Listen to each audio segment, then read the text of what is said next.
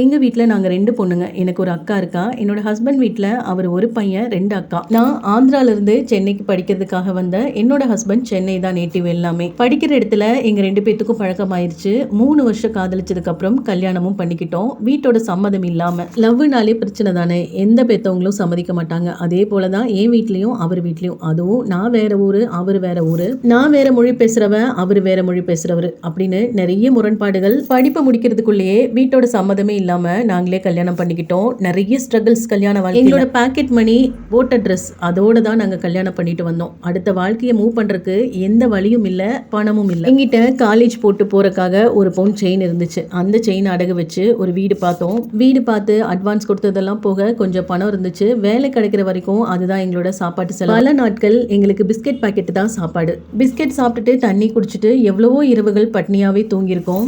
அவ்வளோ கஷ்டத்துலயும் நாங்க 2 பேரு ஒருத்தர் சலிச்சுக்கவே மாட்டோம். நல்ல ஒற்றுமையா இருப்போம். உன்னாலதான் என் வாழ்க்கை நாசமா போச்சு அப்படின்னு நானும் அவரோ எந்த சூழ்நிலையும் ஒருத்தர் சலிச்சுக்கவோ சொன்னதோ இல்ல.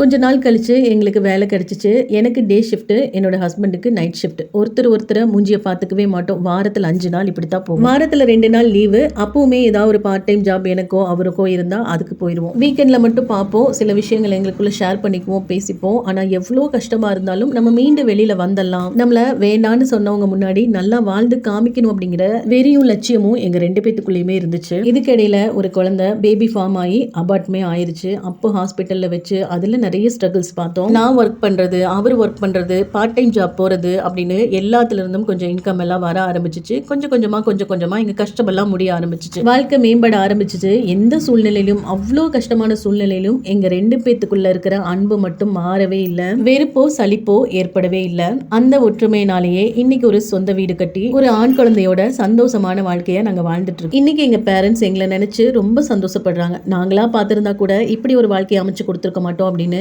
நல்லாவே பெருமைப்படுறாங்க. இப்போ இருக்கிற இந்த நல்ல வாழ்க்கைக்கு பின்னாடி நிறைய ஸ்ட்ரகிள்ஸ், வலியும் வேதனையும் நிறையவே இருக்கு. சாப்பாடெல்லாம் வேஸ்ட் பண்ணும்போது எனக்கு பிஸ்கட் பாக்கெட் சாப்பிட்டு தூங்கின நாட்கள் தான் ஞாபகம் வரும். காதலும் கல்யாணமும் ரொம்ப அழகானது. நம்மளோட வாழ்க்கையில நம்ம வாழ்க்கை துணையை ரசிச்சு வாழும் போதும் பிடிச்சு வாழும் போதும் சரி, அந்த வாழ்க்கையில கிடைக்கிற சுகமே தனி சுகம்தான். நம்ம ஹஸ்பண்ட் அண்ட் ஒய்ஃப்குள்ள ஒற்றுமை அப்படிங்கிற ஒரு விஷயம் இருந்தா மட்டும் போதும். நம்மள யாராலையும் பிரிக்கவே முடியாது. நம்ம வாழ்க்கையில யாரும் குறுக்க வரவே முடியாது. ஒரு ஹஸ்பண்ட் அண்ட் ஒய்ஃப்குள்ள அட்ஜஸ்ட்மெண்ட், அந்யோன்யம் எல்லாமே இருந்தாதான் அந்த வாழ்க்கை ஃபுல்ஃபில் ஆகும். அப்படிதான் எங்களோட வாழ்க்கையுமே போயிட்டு இருக்கு.